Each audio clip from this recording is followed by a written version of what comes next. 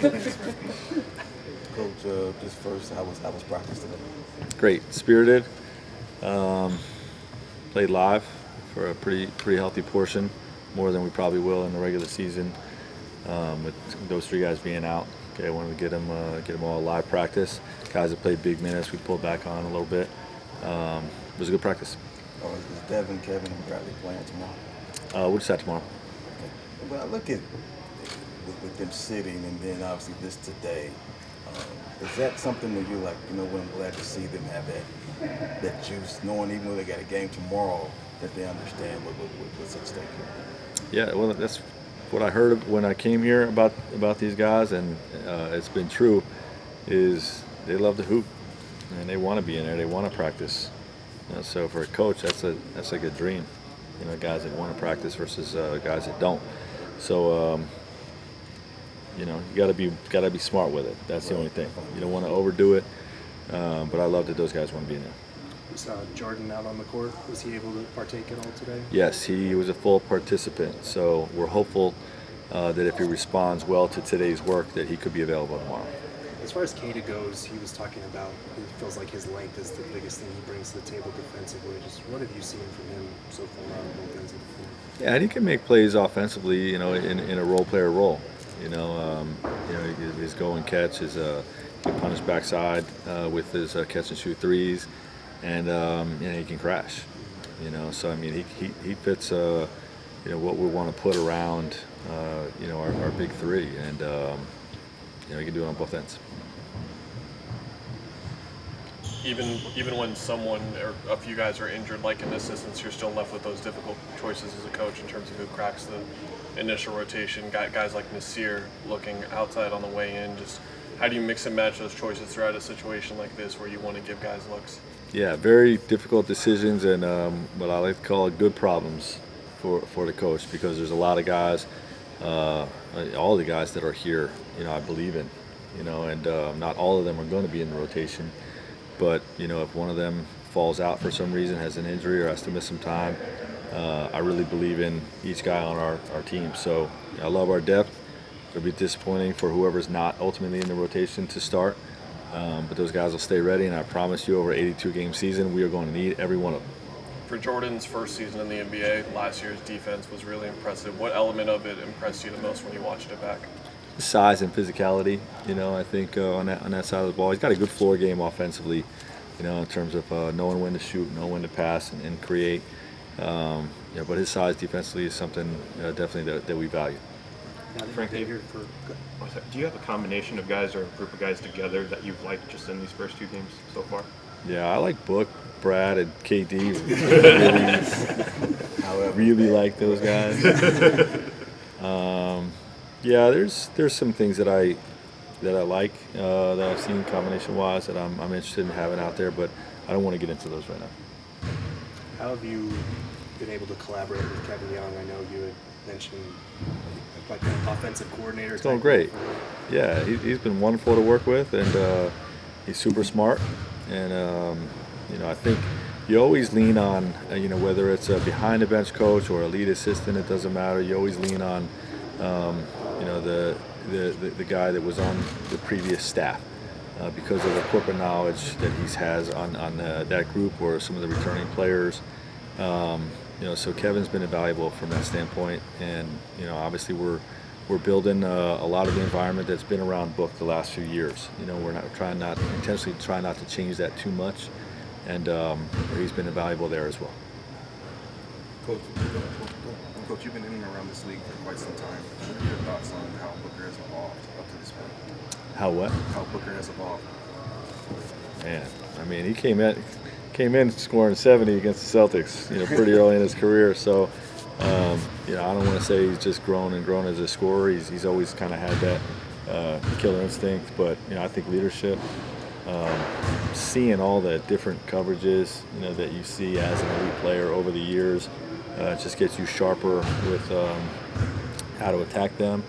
And, I think he sees real value in our defensive scheme because, he understands, the different things that are difficult to go against. And, obviously all those experiences contribute. Thanks, Frank. Thanks, Coach.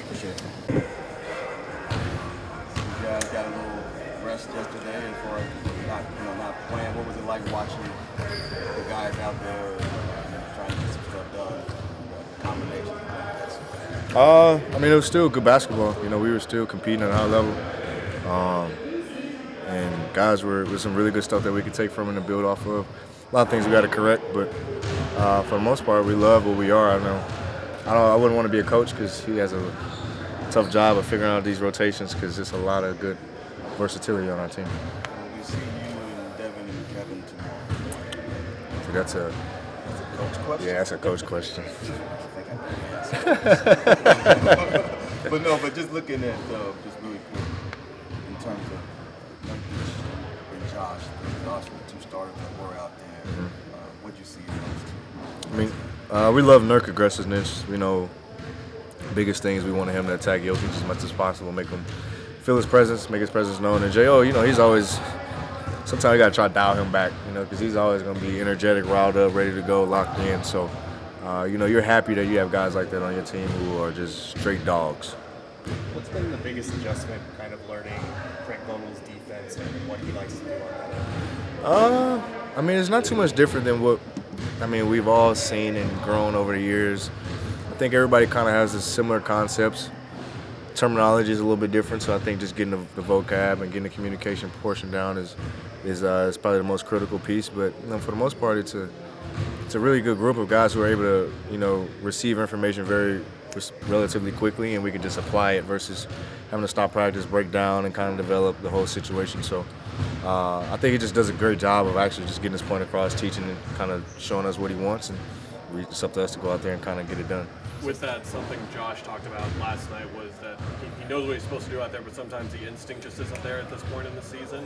What's that like as a player when you change a coach or a team and you try and get it from the knowledge base to instinctually performing it to not lose that half second? I mean, there's going to be some differences. I mean, coach is going to have some things and some philosophies that he's going to want us to do, and us, you know, kind of being in different situations, having previous coaches, you know, it's always going to be an adaptation situation and kind of like a refreshing of your mind and kind of being open-minded to what's kind of get rid of, I don't want to say bad habits, but kind of get rid of what you used to do and kind of adapt to what coach's new thing is. So, I mean, it'll be a work in progress, but I think the thing we love the most is that if we do make mistakes, they're aggressive 100%, you know, going all out mistakes, and they're not lackadaisical or soft, per se.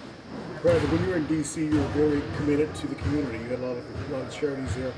What is motivation behind that? And two, with a new home here, is that something you will probably partake here in Phoenix as well? It's definitely something I want to partake in here. I'll definitely continue to do my research here and get way more familiar with the city and just things I want to do and different charitable things that I can contribute to. I've kind of always been like that. I've grown up. My parents have raised me like that. Of just always understanding that there's people who are less fortunate than you. Understanding that my impact, whether it's a visit or hi or FaceTime, whatever it is, like that can impact somebody's day significantly. Time with other people, you know. So just understanding that, you know, we're all human beings. We're all, you know, we all have the same fight in one way or another. But, you know, I think it's tough because us as athletes, us as celebrities, kind of put on this pedestal of, you know, being a mentor, being, you know, my favorite celebrity, my favorite athlete or whatever, and we kind of have this entitlement of having to give back. But I think it is, in a way, you know, it's an obligation somewhat, you know, because we worked extremely hard to get to where we are, but we had help along the way. We didn't do it by ourselves, and we all respectively came from somewhere not as great as where we are now, you know. So I think it's just remembering that and just trying to pay it forward as best you can.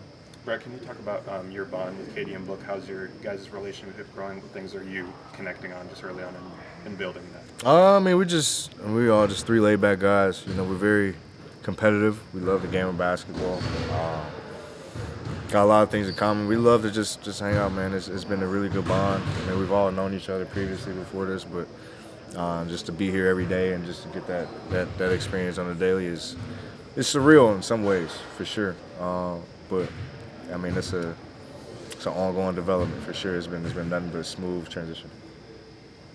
Brother, I'm just going to ask when you guys visiting the sports facility, so to speak, and was practicing there. Did you guys walk in and they were already in there waiting, or were you guys already in there and then all the people? No, they were working. So Matt don't play around. He had some people in there working, doing their job, you know. We came in, got a nice tour of his immaculate facility, immaculate campus, I would say, and then we got a nice practice in at a nice gym he had at his facility. So it was a cool experience for sure. You know, he definitely got a lot of money, but it's definitely cool to see. Roughly, I think 7,000 people just at it. You know, that was cool to see.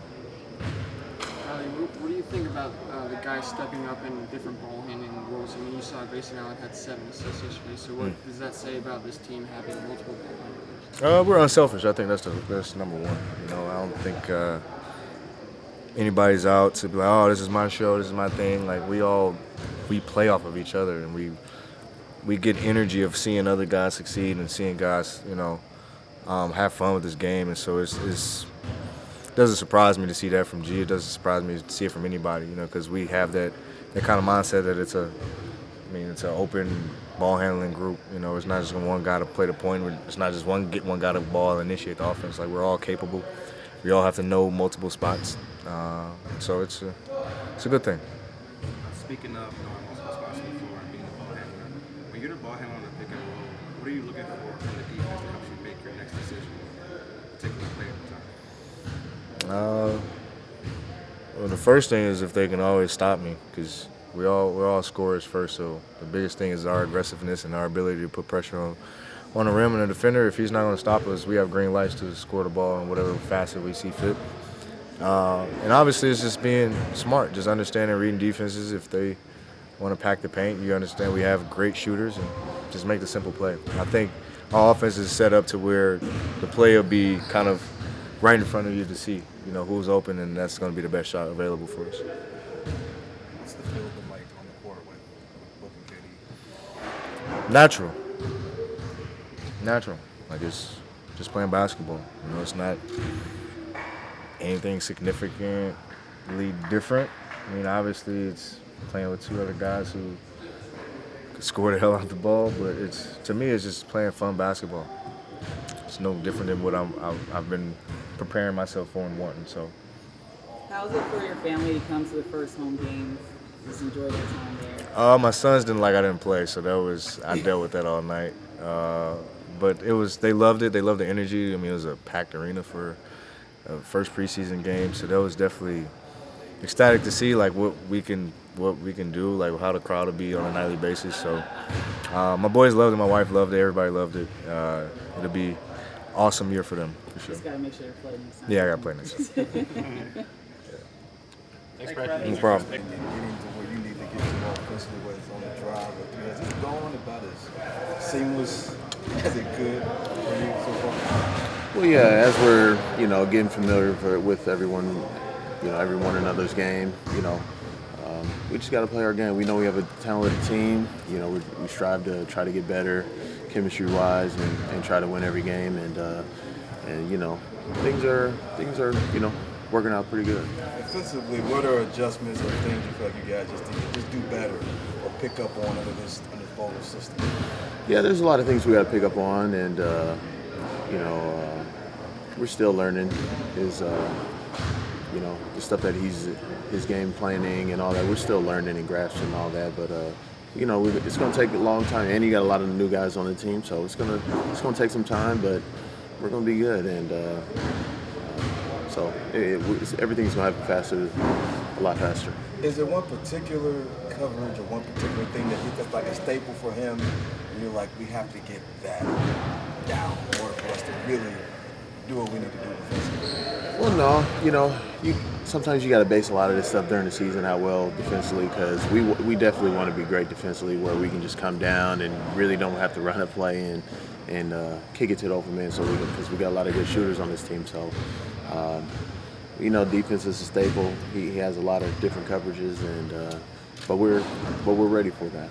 Frank had mentioned you were someone that he felt was stepping up as kind of a leader, a vocal leader. What does that look like on a team where there's so many new guys coming in? Well, yeah, I've always, a lot of teams that I've been on, I've always been kind of like the peacemaker, like the communicator, between everybody on every team I've been on. And, but no, like I said, everybody's honing in to win, and that's the great thing about this coaching staff. Everybody's communicating with the players. I mean, consistently, and a lot of teams don't do that. I've been in this league for a while, and they communicate pretty well. I know it's only been 2 preseason games, but how's it been kind of sharing the court with 2 other shooters like Grayson and Judah coming off the bench there? It's good because it opens up the floor. I'm able to get to the basket and also try to make plays for them too. And shooting creates a lot of opportunities on the floor. So as long as those guys continue to, continue playing well like they have been, and it's going to open up the floor for everybody else.